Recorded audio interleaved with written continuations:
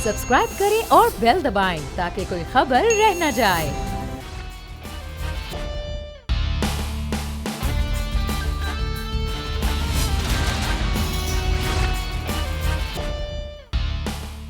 अस्सलामुअलैकुम। The special report with Mudassar Iqbal के साथ हाजिर खिदमत है। नाजरीन, एक दिन अब बाकी है। कल ये वक्त होगा जब पोलिंग होकर चेयरमैन सेनेट के लिए मामला तकरीबन फाइनल हो चुके होंगे कि कौन होगा चेयरमैन सेनेट और कौन शिकस्त खा जाएगा। 1-on-1 मुकाबला हो रहा है क्योंकि पाकिस्तान तहरीक इंसाफ और उसके इत्तेहादी एक तरफ हैं और अपोजिशन की PDM में तमाम जमातें एक तरफ हैं। एक तरफ यूसुफ रज़ा गिलानी है, दूसरी तरफ सादिक संजरानी है। मुकाबला ये है कि अब देखना कि हुकूमत जिसके पास नंबर गेम कम है बज़ाहिर और बज़ाहिर अपोजिशन के पास नंबर गेम ज़्यादा है।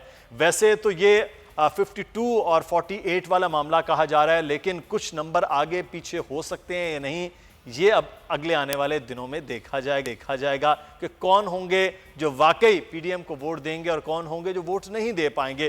क्योंकि बिल्कुल सेनेट के चेयरमैनशिप के लिए जब सादिक संजरानी साहब आए तो पाकिस्तान पीपल्स पार्टी के वो बुनियादी तौर पर उम्मीदवार थे। सपोर्ट उन्हें पाकिस्तान तहरीक इंसाफ ने भी किया, BAP ने भी किया और वो चेयरमैन सेनेट बने। जब उन पर अदम एतमाद का मामला आया तब भी उनके पास वोट जो है वो ज़्यादा आए और अब वो दोबारा चेयरमैनशिप के लिए इलेक्शन लड़ रहे हैं। अब की बार पाकिस्तान तहरीक इंसाफ के वो उम्मीदवार हैं। BAP से तो उनका ताल्लुक है, लेकिन बाकी जमातें उनको सपोर्ट कर रही हैं हुकूमती इत्तेहाद में। क्या वो सपोर्ट क्या वाकई उनको 50 या 51 के वोट लेने में कामयाब करती है, या फिर यूसुफ रज़ा गिलानी जो अपने नंबर गेम में बहुत पीछे थे और कौमी असम्बली में वो सेनेटर मुंतखब हो गए, यहाँ भी उनकी ही कामयाबी होती है? ये अब कल देखा जाएगा। लेकिन दावा दोनों जानिब से आज किया जा रहा है कामयाबी का।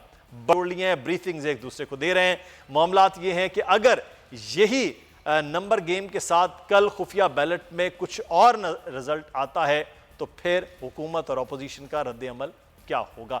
खुफिया बैलेटिंग की बात करने वाले अपोजिशन और ओपन बैलेट की बात करने वाली हुकूमत अब इस सारे अमल पर खामोश नजर आ रही है। खासतौर पर हुकूमत की भी बात की जाए कि यहाँ पर ओपन बैलेट क्यों नहीं है। नज़ीर लगारी साहब हमारे साथ मौजूद हैं, सीनियर सहाफ़ी, तजज़ियाकार और एडिटर इन चीफ बोल। लगारी साहब, बहुत शुक्रिया सर आपके वक्त का। हमें ज्वाइन किया है पाकिस्तान तहरीक इंसाफ की रहनुमा उस्मा कारदार साहिबा ने। बहुत शुक्रिया उस्मा कारदार साहिबा आपके वक्त का। और हमारे साथ गौस मोहम्मद न्याजी साहब पाकिस्तान मुस्लिम नून से हमारे साथ मौजूद हैं। सेनेटर साहब, आपका भी बहुत शुक्रिया। सबसे पहले आगाज़ करते हैं लगारी साहब आपसे, क्योंकि मैं चाहूँगा इस सारे अमल पर तज्जिया हो, फिर दोनों जमातों का मौक़िफ़ हो जाए। लगारी साहब, नंबर गेम कौमी असम्बली में मुख्तलिफ थी, नताइज मुख्तलिफ आ गए, यहाँ पर नंबर गेम भी मुख्तलिफ है। आपको लगता है यहाँ भी नताइज कुछ मुख्तलिफ हो सकते हैं, या जो इंटैक्ट पूरी की पूरी है अपोजिशन वो उसी तरह से ही रही, उन्हें ज़रूरत ही ना पड़ी हुकूमती वोट्स की, तो फिर भी वो कामयाब हो सकते हैं? आज ये है कि ये तब्दीली की वेव्स हैं। जो तब्दीली आई थी उसकी तब्दीली की वेव्स चली हैं इस वक्त जो हैं, और अब तक ये वेव्स आगे बढ़ती चली जा रही हैं। एक चीज़ हो गई जो वज़ीर आज़म के लिए खुशाइंद है कि इतने बड़े 3 मार्च के बड़े फ़ैसले के बाद उन्हें एतमाद का वोट लेना पड़ा और उन्होंने एतमाद का वोट ले लिया है। ये उनकी बड़ी कामयाबी थी। लेकिन मेरा ख़्याल ये है कि 12 मार्च का फ़ैसला 3 मार्च के फ़ैसले से मुख्तलिफ नहीं होगा, और ये एक वेव है, एक तब्दीली जो है वो चल रही है, और आगे भी चीज़ें इस तरह से मुझे आगे बढ़ती हुई लगती हैं। हमने बड़ी ख्वाहिशें की थी कि ये हुकूमत आए और ये तब्दीली के नारे के साथ आई और ये आकर पाकिस्तान के लोगों के लिए कुछ बहुत अच्छा करेगी। लेकिन हमें बहुत अफसोस है, हमें बहुत सियासी जमातों ने माजी में भी मायूस किया, लेकिन वो मायूसी इतनी ज़्यादा नहीं थी जितनी अब है। मास्टर्स में भी, आम आदमी में भी और बाज़ ख़ास लोगों में भी। मैं तो इंतहाई आम और इंतहाई सब पाकिस्तान की पूरी आबादी का सबसे आखिरी नंबर का आदमी हूँ, और मैं भी उन लोगों में हूँ जो मायूस हुए हैं। हमें बड़ी तवक्कुआत थी लेकिन कोई तवक्को पूरी नहीं हुई। मेरा ख़्याल ये है कि सूरत हाल तब्दील हो रही है, तब्दील हो चुकी है, और अब जो हवाएं चलेंगी वो उस तब्दीली से मुख्तलिफ होंगी जिस तब्दीली के लिए बहुत ज़ोर लगाया जा रहा था। اچھا، تو اب تبدیلی جو آپ کہہ رہے ہیں کہ جو قومی اسمبلی میں تبدیلی آئی ہے ویسی ہی تبدیلی سینٹ میں نظر آئے گی اور پی ڈی ایم کے لیے معاملات آسان ہیں. عظمیٰ کاردار صاحب، آپ کے پاس نمبرز جو ہیں وہ بنیادی طور پر جو واضح ہیں وہ تو اس وقت 47 ہیں. حکومت کے پاس اسحاق ڈار صاحب کو نکال کے باقی 52 نمبر ہیں. تو اب 47 اور 52 یہ فاصلہ تو بنیادی طور پر 5 کا ہے، لیکن 47 سے آپ 50 بھی کرتے ہیں 3 ووٹ سے تو آپ کامیاب ہوتے ہیں. اب یہاں پر تو کلیئرلی جب چیزیں ہیں تو پھر کامیابی کا دعویٰ کیسے کیا جا رہا ہے حکومتی امیدوار کے لیے؟ بہت شکریہ مدثر. پہلے تو میں لغاری صاحب کو بہت میرے محترم ہیں، لیکن ان کو کہوں گی کہ دیکھیں جادو کی چھڑی تو تھی نہیں عمران خان کے پاس، لیکن اگر آپ اکانومی دیکھیں تو اس کو صحیح ٹریک پہ ہم لے آئے ہیں. آپ کو پہلی دفعہ ہے کہ سرپلس مل رہا ہے. آپ کا جو کرنٹ اکاؤنٹ ڈیفیسٹ ہے پچھلے 3-4 مہینے سے وہ سرپلس میں ہے، اور آپ کی ریمیٹنسز بڑھ گئی ہیں. آپ کی ٹیکسٹائل انڈسٹری جو ہے وہ 100% کیپیسٹی سے زیادہ 18% آپ کی ایکسپورٹ بڑھ گئی ہیں. تو یہ بہت بڑے اکنامک انڈیکیٹرز ہیں. مہنگائی ہمارے لیے بہت بڑا چیلنج ہے، اور اس کے لیے جس طرح ابھی رمضان پیکج آفر کیا گیا کہ 7 ارب 40 کروڑ کا صرف رمضان پیکج ریلیف کے لیے پرائم منسٹر نے ابھی دیا ہے یوٹیلیٹی سٹورز کو. بہرحال میں آپ کے سوال کی طرف آتی ہوں. دیکھیں جس طرح وہ ایک ون ڈے کرکٹ میچ ہوتا ہے نا، تو بڑی ایکسائٹمنٹ ہے اور بڑی نیل بائٹنگ فنش ہے، کیونکہ بہت کلوز یہ کمپٹیشن ہے. اس میں چونکہ 100 ممبر ہیں ہاؤس کے، اور آپ کو پتہ ہے کہ جو آپ نے ابھی فگرز کوٹ کیے وہ بالکل صحیح ہیں، لیکن اس میں جو رول پلے کرنا ہے وہ اب انڈیپینڈنٹس نے کرنا ہے. آپ کو پتہ ہے کہ کچھ ہمارے سینیٹرز جو ہیں وہ انڈیپینڈنٹ بھی جیت کے آئے ہیں. اب یہ دیکھنے والی بات ہے کہ ان کا جھکاؤ کس طرف ہوتا ہے، اور وہ چھوٹی پارٹیز اور جو انڈیپینڈنٹس ہیں وہ ڈٹرمن کریں گے کہ اونٹ کس کروٹ بیٹھتا ہے. ہم تو پورے پر امید ہیں، کیونکہ آج جو زورانہ تھا اس میں سارے ہمارے اتحادی باقی سارے لوگ آئے تھے. انہوں نے اعتماد کا ووٹ بھی پرائم منسٹر کو دیا ہے، اور پرائم منسٹر نے کہا ہے کہ جی ہمیں بالکل مجھے معلوم ہے کہ ان کے کیا تحفظات ہیں اور وہ ایڈریس کیے جائیں گے. اور میرے خیال میں ہماری جو ہوم ورک ہے بالکل وہ پورا ہے، اور انشاءاللہ ہم پر امید ہیں کہ کل سنجرانی صاحب جو کہ ایک محروم صوبے کے سینیٹر ہیں، وہ اس صوبے کو ریپرزینٹ دوبارہ کریں گے، تاکہ ان کو بھی ہم اپنے ساتھ لے کے چلیں اور ان کو یہ فیل ہو کہ ان کو کسی طریقے سے پیچھے نہیں ہم نے چھوڑا. صحیح. تو 3 آزاد ارکان ہیں اس وقت جو اپوزیشن دعویٰ کر رہی ہے. غوث محمد نیازی صاحب ان کے پاس ہیں. 2 آزاد ارکان کے حوالے سے حکومتی اتحاد یہ دعویٰ کر رہا ہے کہ ان کے پاس موجود ہیں. تو بنیادی طور پر یہ جو 5 آزاد ارکان ہیں ان کی نمبر گیم سے تو کوئی بھی چیئرمین سینٹ بن بھی سکتا ہے اور نہیں بھی بن سکتا. کتنے پر امید آپ ہیں کہ یہ آزاد ارکان بھی، اور ایون جو عوامی نیشنل پارٹی کی جو سیٹ نکلی ہے بلوچستان سے، وہ بھی اپوزیشن کے ساتھ ہی رہے، وہ حکومت کو ووٹ نہ دے پائے، تو پھر آپ نمبر گیم میں اسی طرح سے جو نظر آ رہے ہیں وہ کل کے ووٹس میں بھی نظر آئیں؟ ہاں جی، بسم اللہ الرحمن الرحیم. دیکھیں جی، جیسے کہ آپ نے پہلے بتایا کہ 52 اپوزیشن کے پاس ہیں اور 47 ان کے پاس ہیں، تو اس میں تو آزاد تو کوئی رہتا نہیں ہے. ایک عبدالقادر آزاد بنا تھا اور وہ آزاد جیت کے تو ان کے پی ٹی آئی میں شامل ہو گئے. اس کے بعد وہ اے این پی کے آزاد نہیں ہیں اور وہ اپوزیشن کے ساتھ کھڑے ہیں. تو یہ کہنا کہ وہ آزاد ہیں، آزاد اب کوئی نہیں ہے. اب سارے پارٹیوں میں شمولیت اختیار کر چکے ہیں. اب جس نے بھی ووٹ توڑنے وہ ہاؤس اسٹیٹنگ کے ذریعے توڑنے ہیں. تو ہم تو انشاءاللہ پر امید ہیں اور کہ جی ہمارا ٹارگٹ پورا ہے، ہم انشاءاللہ جیتیں گے اور ہمارا ہوم ورک مکمل ہے. تو نیازی صاحب اگر یہ میں اگر کا لفظ استعمال کریں، فرض کریں کہ اگر یہ بھی رزلٹ قومی اسمبلی کی طرح آ جائے، تو پھر کیا وہ جو آج بات مریم صاحبہ بھی کر رہی ہیں کہ ہمارے تو لوگوں کو باقاعدہ طور پر کالز بھی کی گئی ہیں، منع بھی کیا گیا کہ پی ڈی ایم کے امیدوار کو ووٹ نہ دیں، تو یہ جو ساری چیزیں ہیں، پھر کیا آپ کی جانب سے بھی اس قسم کی باتیں جو اب حکومت کر رہی ہے کہ جناب الیکشن کمیشن نے یہ کر دیا، لوگ بک گئے، آپ نے خرید لیے، پھر آپ کی جانب سے یہ باتیں شروع ہوں گی؟ نہیں، ہم تو جمہوری لوگ ہیں، ہم احتجاج کریں گے، پارلیمنٹ کے اندر کریں گے. یہ جو قومی اسمبلی میں ہارے ہیں پی ٹی آئی والے، تو ایک ڈیسپریٹ ہو گئے ہیں. کوئی الیکشن کمیشن بھاگ رہا ہے، کوئی ہائی کورٹ بھاگ رہا ہے، کوئی سپریم کورٹ بھاگ رہا ہے. ایک ڈرامہ بنایا ہوا ہے.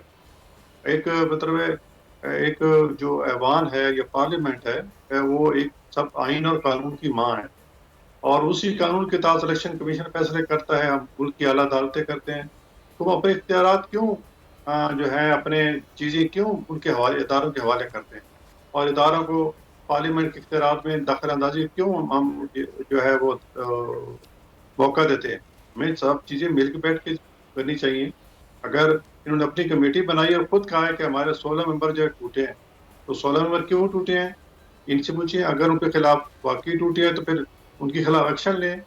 یہ جو ہمیں مثال دیتے ہیں کہ جی 18 کے الیکشن میں ہم نے 20 MPs کو نکالا تھا، تو آپ اپنے 16 جن کو خان صاحب کو پتہ بھی ہے، عمران خان صاحب کو، اور شیخ رشید بھی کہہ رہا ہے کہ ہمیں پتہ ہے کس نے کیا ہے، تو اور پھر انہوں نے اعلان تسلیم بھی کیا پردھان منسٹر کے سامنے کہ ہم نے اسٹنگ آپریشن کیا تھا، ان کو نکالیں، اور جو ہے کرپشن فری جو ان کا نعرہ ہے کہ پاکستان کرپشن فری اور میری جماعت جو کرپشن فری ہے اس پہ عمل کریں۔ ہم تو انتظار کریں کہ کب یہ عمل کریں۔ اگر ہمارے خلاف فیصلہ آتا ہے یا الیکشن ہم لوز کرتے ہیں تو اس کا مطلب ہے گورنمنٹ نے ہاؤس پیٹنگ کی ہے، تو ہم اس سرزمین کے اندر احتجاج کریں گے، ہم یہ کورٹوں میں نہیں بھاگیں گے، اور ہم جمہوری طریقہ اپنائیں گے پارلیمنٹ کے اندر اور باہر جو ہے ہم انشاءاللہ احتجاج کریں گے۔ اور پھر میرے خیال میں اگر یہ ہاؤس ٹریڈنگ کرتے ہیں تو یہ اپنے پاؤں پر آپ کو لہاڑی ماریں گے، اور پھر اس کے فوراً بعد اگر ہمارا امیدوار کو یہ جیتنے نہیں دیتے یا کوئی وسیلہ استعمال کرتے ہیں تو پھر ہم فوراً عدم اعتماد جو ہے تحریک انشاءاللہ موو کریں گے اور حکومت کو چلتا کریں گے۔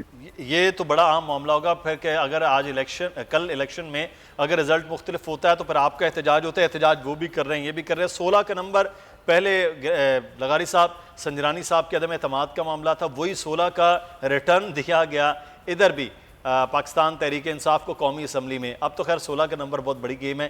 اب یہ تمام اپوزیشن جس طرح سے انٹیکٹ، لیکن حکومت جتنی کانفیڈنٹ نظر آ رہی ہے اب سینٹ کے چیئرمین کے لیے، اتنی کانفیڈنٹ تو وہ عبدالحفیظ شیخ صاحب کے لیے بھی نہیں تھی۔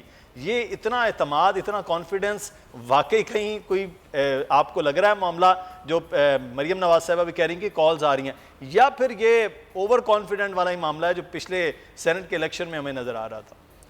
بہرحال یہ انہیں اندازہ ہے، اور یہ وہ نہیں ہے صورتحال جو اس وقت تھی جب ان کے خلاف نو کانفیڈنس موو کیا گیا تھا جناب سنجرانی صاحب کے خلاف۔ یہ اب بڑا دلچسپ ہے اس لیے کہ یہ بلوچ اور سید کا مقابلہ ہو رہا ہے، اور بلوچ اور سید کے مقابلے میں پھر آپ دیکھیں گے کہ کیا ہوتا ہے۔ بہت احتیاط سے بات کرنی پڑ رہی ہے ہمیں بھی، اس لیے کہ ایک بہت ہی اہم الیکشنز ہیں اور چیئرمین سینٹ کا انتخاب ہونا ہے، لیکن میرا اپنا یہ خیال ہے کہ حکومت نے اپنا پوسچر ٹھیک کیا ہے، پوزیشن کو ٹھیک نہیں کیا ہے، اور انہوں نے اپنا جو ہے وہ اپنا خوش مزاجی جو ہے اس کو اچھا کیا ہے، اور جو ان کا اپنا صورتحال ہے اس کے بارے میں پوزیشن وہی ہے جو ان کے پاس پہلے تھی، اب بھی گنتی وہی ہے جو ان کے پاس ہے۔ خطرہ یہ ہے کہ ان کی گنتی میں جن لوگوں کو انہوں نے گنا ہوا ہے ان میں سے کچھ لوگ جو ہیں وہ ادھر ادھر نہ ہو جائیں، یہ خدشہ ان کے لیے موجود ہے۔ اپوزیشن انٹیکٹ ہے، اور جو سر اپوزیشن کے بارے میں تو بات ہو رہی ہے نا کہ عوامی نیشنل پارٹی بلوچستان سے، کیونکہ وہ وہاں پر اتحادی بھی ہیں، ان کے ساتھ بھی ہیں، اور انہوں نے سینٹ کے الیکشن میں بھی بڑی آپس میں کلیبریشن کے ساتھ معاملات کیے ہیں، تو وہاں بھی ووٹ تو گھوم سکتا ہے کہیں نہ کہیں، کیونکہ صوبوں میں اتحاد الگ ہے، وفاق کے اتحاد الگ ہوتے ہیں۔ نہیں مطلب یہ کہ وہاں کتنی سیٹیں ہیں ANP کے پاس؟ ANP کے پاس فیصلہ کن سیٹیں نہیں، نمبر 1۔ نمبر 2 یہ کہ کبھی بھی خان عبدالغفار خان کے پوتے، خان عبدالولی خان کے بیٹے اسفندیار ولی جو ہیں وہ اس خاص موقع پر سوسائیڈل اٹیمپٹ نہیں کریں گے، ان کے بہت قدیم بڑے ذاتی تعلقات۔ نوعیت میں بھی تو ووٹ ہو سکتے ہیں۔ سنجرانی صاحب کے لیے نہ تو نواز شریف صاحب چاہتے تھے ووٹ ہوں، نہ زرداری صاحب چاہتے تھے، نہ مولانا فضل الرحمان صاحب چاہتے تھے، کوئی نہیں چاہتا تھا، لیکن سر 16 ووٹ مل جانا ان کو، یہ بھی بڑی حیران کن تھی۔ دیکھیں اس کہانی کو لے کر ہم نہیں بیٹھ سکتے، وہ کس طرح ارینج ہوا، کس طرح مینیج ہوا، کون کون اس میں شامل تھا، کس نے کیا کیا کیا،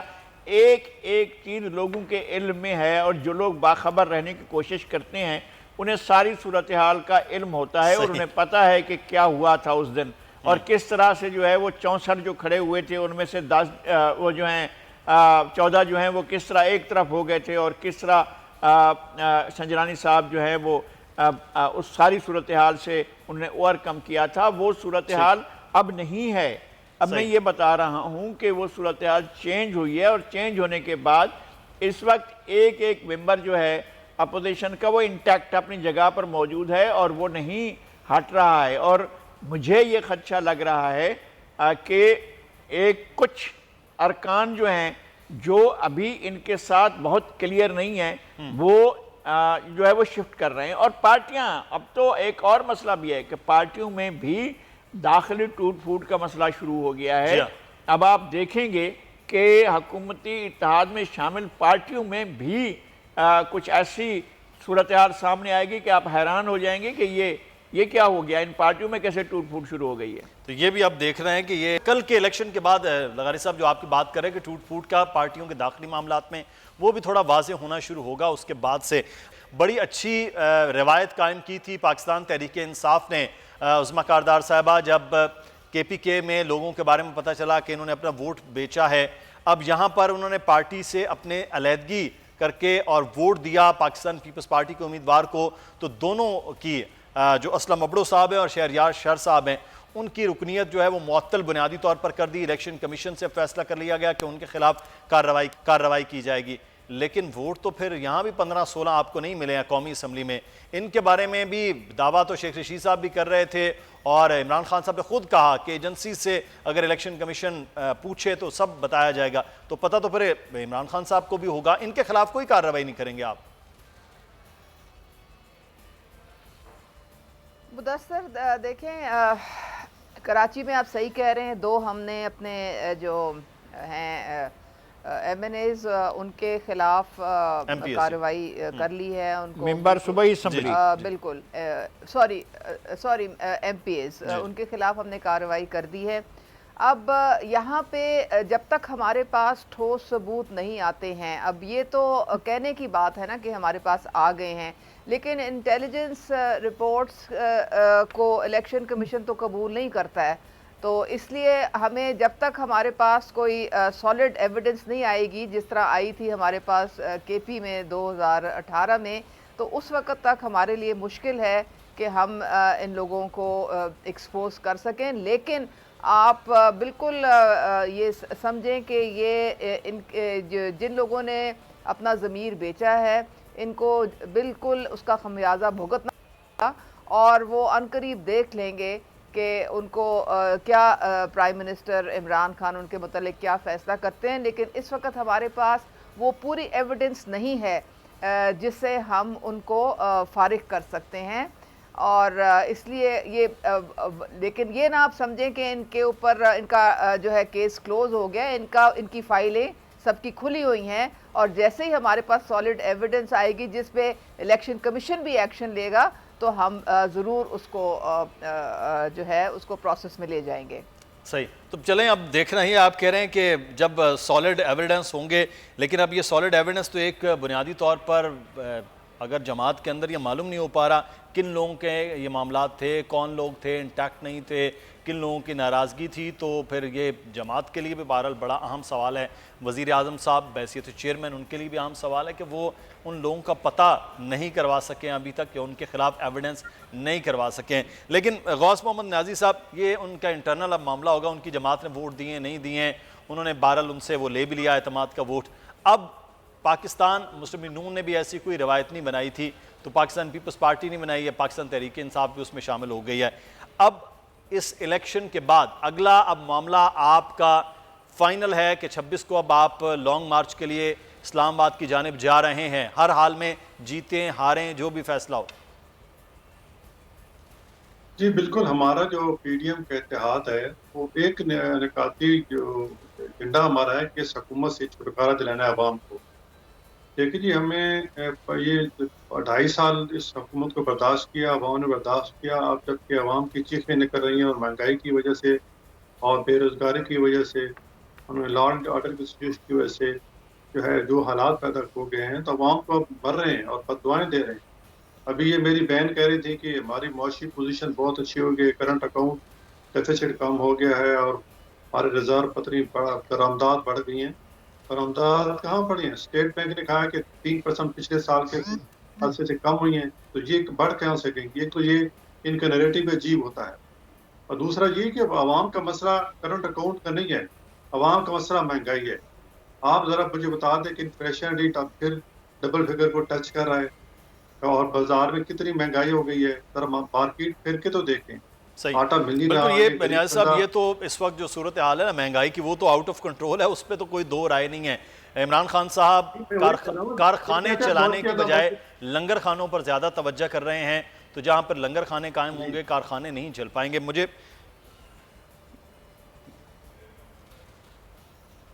जी जी जी नियाज़ साहब। हाँ जी, तो ये मैं कहता हूँ कि इसलिए हम तो हमारा जो 26 मार्च का प्रोग्राम है वो इंशाल्लाह फाइनल है। सही, हम उसके और फिर उसके बाद जब तक ये हुकूमत से छुटकारा नहीं होता, हम तो उस पे हमारा भी रिजाइन के ऑप्शन है, हमने इस्तीफे देने हैं और लॉन्ग मार्च का ऑप्शन तो हम कर भी रहे हैं। इंशाल्लाह इसी साल हमारा ये समझ में इरादा है कि ये इसी साल इंशाल्लाह इस हुकूमत से आवाम को निजात मिल जाएगी। और फिर हम चलें, अब चाहते हैं देखना कि ये है कि नए 2021 वाकई इस समय, क्योंकि पिछले साल भी आपके बहुत दावे थे, अक्टूबर फिर नवंबर फिर दिसंबर, हुकूमत नहीं गई, आप खुद पार्लियामान में दोबारा वापस आए। अब पार्लियामान के जरिए हुकूमत जाएगी या पार्लियामान के बाहर हुकूमत का खात्मा होगा, ये देखेंगे। बहुत शुक्रिया गौस मोहम्मद न्याजी साहब, पाकिस्तान मुस्लिम नून के रहनुमा हमारे साथ मौजूद थे। उज़मा कारदार साहबा, पाकिस्तान तहरीक इंसाफ के रहनुमा हमारे साथ मौजूद थे। उज़मा साहबा, आपका भी बहुत शुक्रिया। लगारी साहब हमारे साथ हैं, हमें यहाँ पर ब्रेक लेना है, ब्रेक के बाद वापस आएंगे, मजीद मौज़ूआत पर बात होगी, हमारे साथ रहिएगा।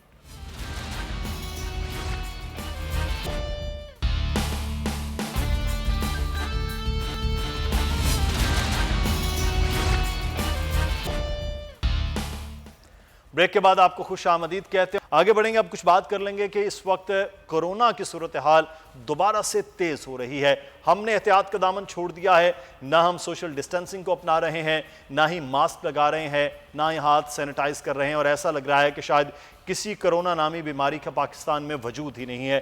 बहैसियत कौम और बहैसियत ज़िम्मेदार शहरी आज हम में वो तमाम जिम्मेदारियाँ दूर हो चुकी हैं। जिनको हुआ या जिनको नहीं हुआ, सब ही इसी डगर पर चल रहे हैं। लेकिन क्या वजह है कि ये एकदम से तेज़ी के साथ दोबारा से, ख़ास तौर पर पंजाब के कुछ एरियाज़ में, कुछ अज़ला में कल स्कूल्स को बंद करने के हवाले से और साथ ही साथ मार्केट्स के हवाले से भी नया स्केड्यूल आ गया, रेस्टोरेंट्स की इंडोर जो है उसके लिए भी स्केड्यूल आ गया। वजह क्या हुई? क्या तीसरी लहर पाकिस्तान में उसी तेज़ी के साथ आ रही है जैसे पहली और दूसरी लहर थी? आज हम बात करेंगे। हमारे साथ इस वक्त मौजूद हैं सैयद तजम्मुल हुसैन साहब और CFO हैं LED, जहाँ पूरे पाकिस्तान से जो डाटा इकट्ठा होता है कि आज इतने मरीज़ इस सूबे में थे, इतने मरीज़ इस सूबे में थे, इतने जाँ बहक हो गए हैं, इतने इस वक्त हॉस्पिटलाइज हैं, ये पूरा डाटा जो है वो इकट्ठा सैयद तजम्मुल हुसैन साहब के पास होता है और उनसे ये बात करते हैं। सैयद तजम्मुल हुसैन साहब, ये क्या वजह हुई कि हमें तो लग रहा था ग्राफ बड़ा तेज़ी के साथ नीचे गया है और दोबारा से अचानक ग्राफ ऊपर आना शुरू हो गया है? बुनियादी तौर पर कौन से ये एरियाज़ हैं जहाँ पर ये नंबर सामने आ रहे हैं? बिस्मिल्लाहिर्रहमानिर्रहीम। शुक्रिया मुदस्सिर, आपने अपने शो पे इनवाइट किया। देखें, जब भी हम एहतियात का दामन अपने हाथ से छोड़ते हैं, 10 से 12 दिनों में हमें उसका नंबर ऑफ केसेस में और 14 से 21 दिनों के अंदर नंबर ऑफ डेथ्स में वो रिफ्लेक्ट करना शुरू हो जाता है कि हम कितने केयरफुल या कितने केयरलेस थे। आपने देखा होगा कि जी NCOC के फैसले के मुताबिक थोड़ा सा ईज आउट किया था स्कूल्स की तरफ और बिजनेसेस की तरफ फर्स्ट वीक ऑफ मार्च में, और लोगों ने वहाँ पे गलतियां करनी शुरू कर दी। तो ये जो हफ्ता हमारा 11 मार्च से आगे का हफ्ता है, इसमें हमें अपनी पिछले 10 दिन की हुई गलतियों का नतीजा नजर आ रहा होगा। अच्छा। तो आप नंबर ऑफ केसेस को भी ऊपर जाता देखेंगे और अल्लाह करे मैं गलत हूँ, लेकिन नंबर ऑफ डेथ्स भी ऊपर जा सकते हैं। देखिए, हम फिर 50+ डेथ्स पे आ चुके हैं, तो ये बड़ी तशवीशनाक वाक़या है कि ये इस तरफ हम जा रहे हैं। दूसरी इसमें इम्पोर्टेंट बात आपके लिए है कि अब जो हमारे पास केसेस सामने आ रहे हैं, इनमें एक बहुत बड़ा चंक उस UK या B117 जो ब्रिटिश वर्जन ऑफ वायरस है उसका भी हमें नजर आ रहा है। अच्छा। तो वायरस की स्ट्रेन भी हमें थोड़ी सी चेंज नजर आ रही है compare to the previous one. और तीसरा इसके अंदर जो फैक्ट है वो सोशल डिस्टेंसिंग या सोशल कंप्लायंस के अलावा ये है कि शायद हम उस स्पीड से, जिस स्पीड से हमें गवर्नमेंट इंकरेज कर रही है वैक्सीन लगाने के लिए, उस स्पीड से हम अपने आप को इनरोल नहीं करवा रहे अपने सीनियर्स को, जो हमें करवाना चाहिए। بالکل یہ بڑا اہم معاملہ ہے. میں اس پہ مزید بات کرتے کہ یہ بنیادی طور پر جو وجہ ہے کہ وہ کیا ہو رہی ہے, اور میں علاقے جو آپ سے جاننا چاہ رہا تھا کہ وہاں کیوں اس کی بنیادی طور پر وجہ سامنے. نذیر لغاری صاحب, پہلے تو سر آپ سے سوال, کیا آپ 60 ایئرس کے ہیں اور آپ نے انرول کروایا ہے سر کہ یہ جو ویکسین کا اگلا مرحلہ ہے جو پیرامیڈکس کے بعد اور ڈاکٹرز کے بعد آپ کو جیسے سینئرز لوگوں کو لگنا ہے, کیا آپ انرول ہو گئے ہیں سر یا انرول ہونا باقی ہے؟ وہ تو ظاہر ہے میں ابھی 40-50 سال سے اوپر نہیں گیا ہوں, میں اس طرح کو نہیں. سر میں نے اسی لیے پوچھ لیا, آپ 60 کے نہیں ہوئے نا, لوگوں کو لگتا ہے آپ بہت بڑے ہیں, آپ کو اور میرا تو ویسے 5-6 سال کا ہی فرق ہے. اچھا لغاری صاحب سر, لیکن سر ایک چیز ہے, آپ بھی اس مرض میں مبتلا ہوئے, ہم بھی ہوئے, اللہ تعالیٰ نے صحت بھی دی, اس میں آئے, لیکن سر بشمول آپ, میں یا باقی جو ہمارے ارد گرد لوگ ہیں من حیث القوم, ہم ڈھیلے ہو گئے, ہم نے ان چیزوں کو شاید بہت جو ہے وہ ایک آسان سا چیزیں سمجھ میں لی ہیں. عرض کرتا ہوں اس سلسلے میں, بات یہ ہے کہ پچھلے سال جب یہ سلسلہ شروع ہوا اور مارچ میں ہم نے اس کو نوٹس کیا اور سیریس لینا شروع کیا, تو فیڈرل گورنمنٹ جو ہے اس کو اونرشپ دینے کو تیار نہیں تھی. اب اس بات میں تو بہت خوش قسمتی کی بات ہے اور بہت اچھی بات ہے کہ فیڈرل گورنمنٹ اس کی اونرشپ لے رہی ہے کہ بھئی یہ ایک مسئلہ ہے اور اس سے ہم نے نمٹنا ہے. اور جس طرح سے صوبائی حکومت سندھ کی جو اونرشپ لے رہی تھی اور جس طرح سے اس نے اقدامات کیے تھے پچھلے سال, اس مرتبہ ہمیں وہ اقدامات ویسے نظر نہیں آئے ہیں جیسے پچھلے سال انہوں نے اقدامات کیے تھے.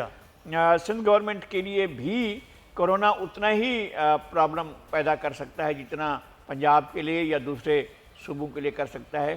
میرا خیال یہ ہے کہ اب اثر نو ہماری پوری کی پوری جو گورنمنٹ کی مشینری ہے اس کو بیٹھنا چاہیے اور سوچنا چاہیے کہ جیسے سید تجمل حسین صاحب بتا رہے ہیں کہ یہ بڑھ رہا ہے اور اس کے انڈیکیٹرز بھی سامنے آ رہے ہیں, تو پھر وفاقی اور صوبائی حکومتوں کو ایک پیج پر آ کر تمام اقدامات کرنے چاہیے تاکہ یہ جو ہے پھیلنے کا, یہ آپ کے ساتھ قدرت کا بہت بڑا احسان ہے اور بہت بڑا آپ کے ساتھ آپ کے ساتھ رعایت ہوئی ہے. آپ کے پڑوس میں انڈیا میں بہت برے حالات رہے ہیں اور اب بھی برے حالات ہیں, دنیا کے دیگر ممالک میں بہت سنگین حالات ہیں, یورپ میں برطانیہ ابھی تک اس ساری صورتحال سے نہیں نکل پایا ہے, اور امریکہ میں بہت خراب حالات ہیں, برازیل میں بہت خراب حالات ہیں. ان تمام کے باوجود پاکستان میں اللہ تعالیٰ نے اپنا بڑا کرم کیا کہ ایک تو یہ کہ ہمارے پاس لوگوں کی کم تعداد اس میں وہ ہوئی ہے, اور پھر کیجولیٹیز بھی ہماری نہیں بڑھی ہیں. اب بھی جو ایک جان بھی بہت قیمتی ہوتی ہے, لیکن اللہ نے یہ کرم کیا کہ ہمارے ہاں بہت کم لوگ جو ہیں جس طرح سے دنیا میں پھیلا ہوا تھا اتنا, لیکن جس طرح سے ہمارے پاس یہاں نمبرز کم ہوئے وہ بھی ہمارا ہی کنٹرول تھا کہ ہم بہت نیچے آ گئے. جو ڈیتھ ٹول تھا اب وہ دوبارہ سے جس طرح سے تجمل صاحب بتا رہے ہیں کہ وہ 50 کراس کر گیا, یہ الارمنگ سچویشن ہے.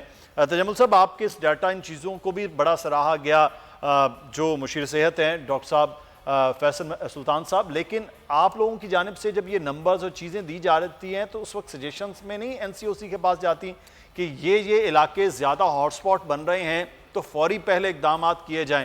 جب وہاں نمبرز گیم آگے بڑھ جاتی ہے پھر وہاں سے یہ آتا ہے, تو آپ جب ڈیٹا دیتے ہیں تو اور کیا چیزیں وہاں تک پہنچاتے ہیں اور علاقوں کی نشاندہی بھی کرتے ہیں پھر کہ یہ علاقہ بہتر ہے, یہاں علاقے میں زیادہ اس وقت ایشو خراب ہو رہا ہے؟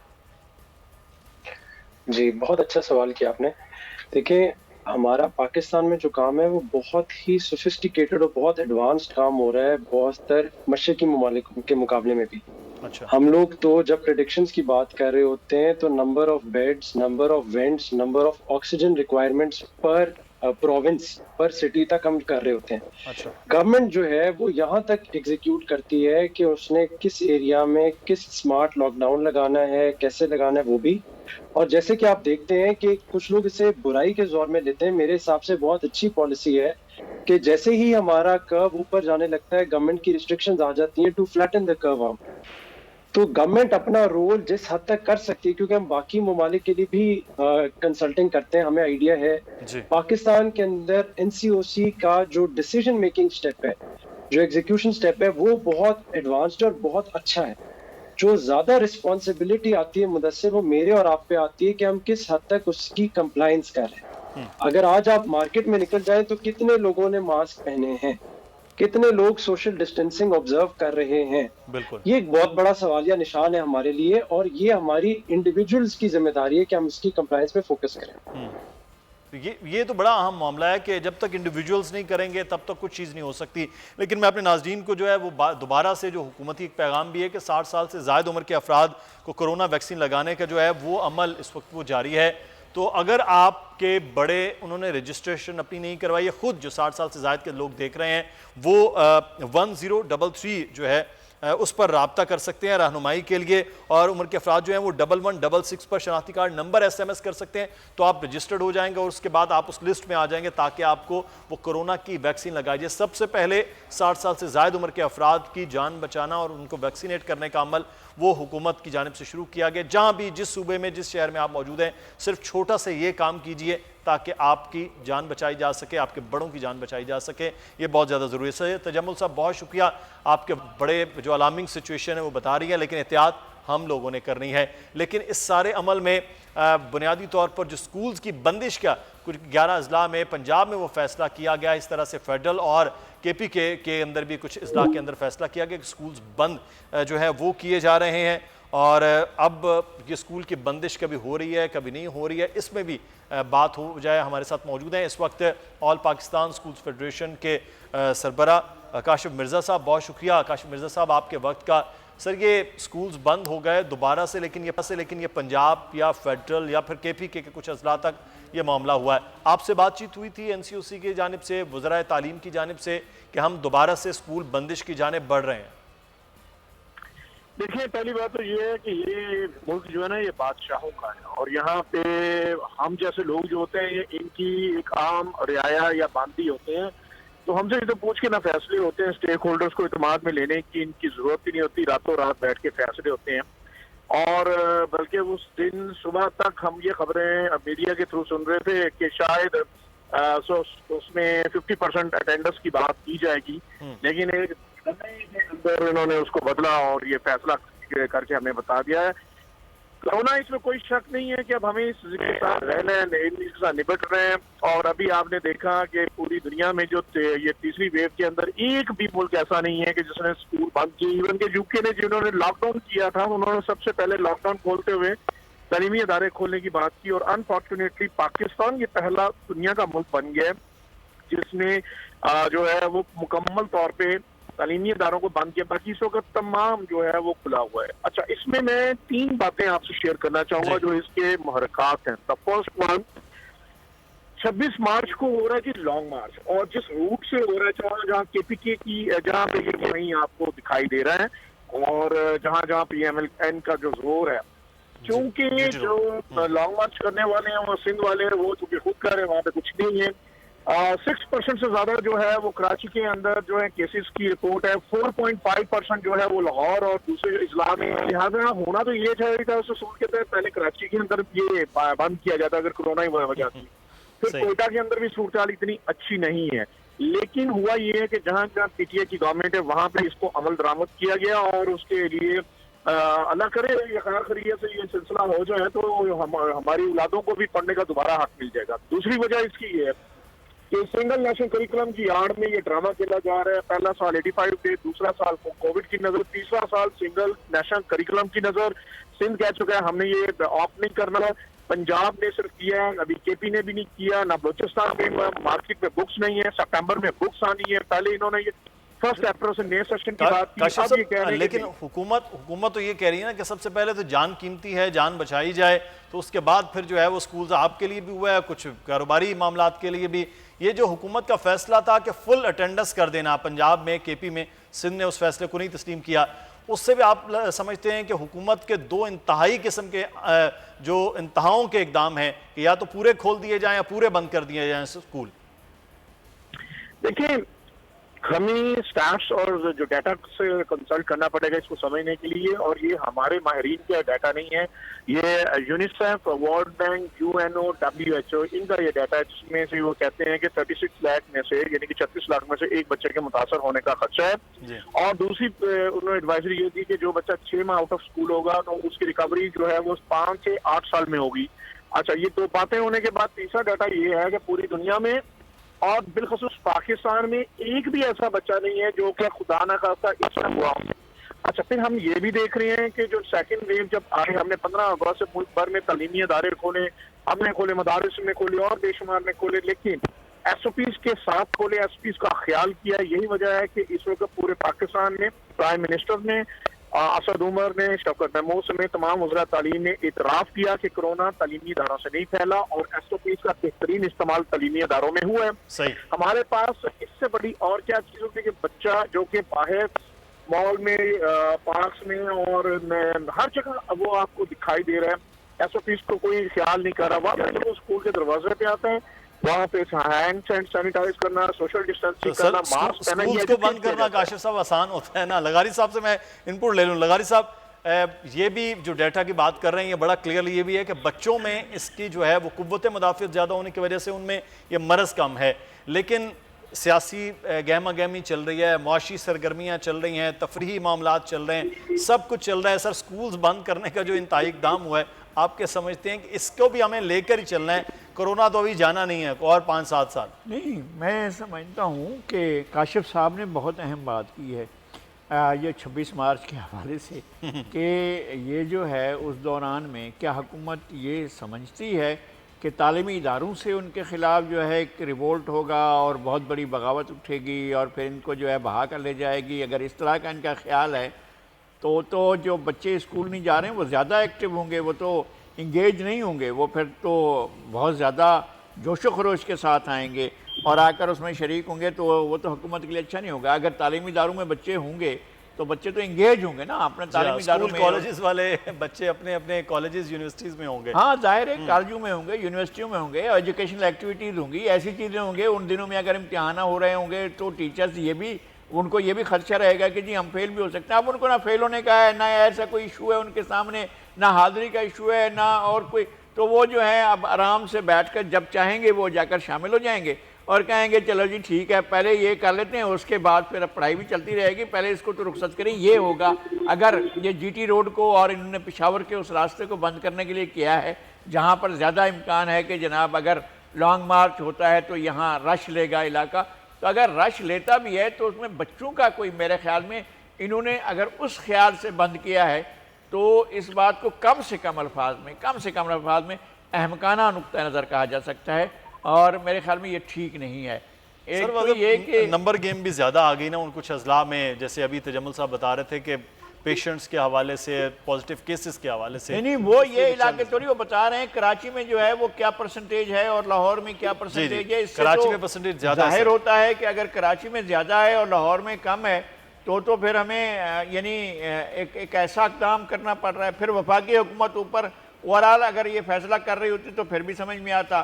اگر یہ محض جی ٹی روڈ کو لے رہے ہیں اور محض پشاور سے اسلام آباد کے روٹ کو لے رہے ہیں تو اس کا مطلب یہ ہے کہ انہیں اور سیاسی مسائل کی وجہ سے ایسا کر رہے ہیں۔ صحیح۔ بہرحال آپ تعلیم کو نہیں کر سکتے جب اتنی ایس او پیز کو فالو کیا جا رہا ہے، جب وہ تمام چیزوں کو دیکھ رہے ہیں اور اسکولوں کی مینجمنٹ ان تمام چیزوں کا خیال کر رہی ہے تو پھر یہ طریقہ کار حکومت کو بھی دیکھنا ہوگا۔ میں کاشف صاحب آخر میں اب مطالبہ آپ کا کیا، کوئی بات چیت آپ کر رہے ہیں ان کے ساتھ کہ یہ کوئی طریقہ کار اپنایا جائے؟ اس طرح سے بندش جو ہے سکولز کی، وہ تو سکولوں کو بھی جہاں نقصان ہے، بچوں کو اس سے زیادہ نقصان ہے، تو کوئی بات چیت ہو رہی ہے آپ کی؟ دیکھیں بات چیت کا تو عمل اس وقت ہوتا ہے نا جب کچھ سننا چاہیے، تو وہ جو عمرانہ قسم کے احکامات جب جاری ہوتے ہیں نا تو یہ بس اس کو ڈکٹیٹ کرنے کے لیے یہ شروع کر دیتے ہیں۔ لیکن میں بتاؤں کہ پورے پاکستان کے اندر چونکہ session is going to end, تو ہمارے تو ایگزام چل رہے ہیں، لہٰذا جہاں پہ ایگزام ہے ویسے تو گورنمنٹ نے اپنا لمٹ بھی اس پہ دیا کہ وہ اپنے ایگزام کنڈکٹ کریں گے۔ ایکچولی یہ کیوں کیا جاتا ہے؟ یہ بچوں کو سب سے پہلے اسکول کو بند کرنا، اس کا بنیادی مقصد یہ ہوتا ہے اس کی آڑ میں جس وقت لانگ مارچ نزدیک آ جائے گا تو یہ اس وقت ہائپ کریٹ ہوگی اور مکمل ہوگا تاکہ یہ کہہ سکیں دیکھیں جی ہم نے تو اس سے پہلے کہ اسکول بھی بند کر دیے تھے، حالات بہت بگڑ رہے تھے اور یہ ہو گیا وہ ہو گیا۔ تو مائی کوشچن ہے کہ 6 ریشو جب 6% پہ تھی تو تب انہوں نے اسکول کھولے تھے ملک بھر میں، آج تو 4.5% ہے، تو اب آپ نے اسکول بند کر دی ہیں۔ یہ بھی نہیں سوچا کہ ہمارا 5 کروڑ بچہ اس سے فوری متاثر ہوا ہے۔ یونیسیف کہہ رہا ہے کہ یہ ایسے متاثر ہوئے کہ مستقل متاثر، یعنی کہ 5 سے 7 سال ان کی ریکوری ہے، ان میں سے بہت سے بچے چائلڈ لیبر کا شکار ہوں گے، وہ کبھی واپس نہیں آئیں گے۔ میرا 15 لاکھ میں سے 7 لاکھ ٹیچر مستقل چھوڑ چکے ہیں، 10,000 اسکول میرا بند ہو چکا ہے، اور 50% ریکوری ابھی اسٹوڈنٹ کی ہوئی ہے، باقی تو آئے نہیں۔ گورنمنٹ نے اپنی کمپین چلا رہے ہیں جس میں پیرنٹ کو پیلے کھانے کے بچوں کو اسکول بھجوائیں، اور ہمارے بھی 2 کروڑ 61 لاکھ بچے ہیں پورے پاکستان میں پرائیویٹ سیکٹر میں، جن میں 50% ابھی تک اٹینڈنس آئی ہے، تو کون اس کا نقصان پورا کرے گا؟ یہ تو عالمی بچوں ہے، کا تو بھی میں جہاں نقصان ہے، درخواست کروں گا۔ اسکولز کا نقصان ہے، فیسز کی مد میں جب ریکوری نہیں ہو رہی تو ٹیچرز کو تنخواہیں نہیں ہو رہی، تو بڑا مشکل فیصلہ ہے کہ جہاں پورے سیکٹر کی تباہی ہے وہاں بچوں کی تباہی ہے، اس ملک کی مستقبل کی تباہی ہے۔ اس کو حکومت کو زیادہ سنجیدگی سے سوچنا ہے کہ کرنا کیا ہے اور کیسے کرنا ہے۔ بہت شکریہ کاشف مرزا صاحب ہمارے ساتھ موجود تھے، نذیر لغاری صاحب آپ شکریہ۔ پروگرام سے مدثر اقبال کو اجازت دیجیے، اللہ حافظ۔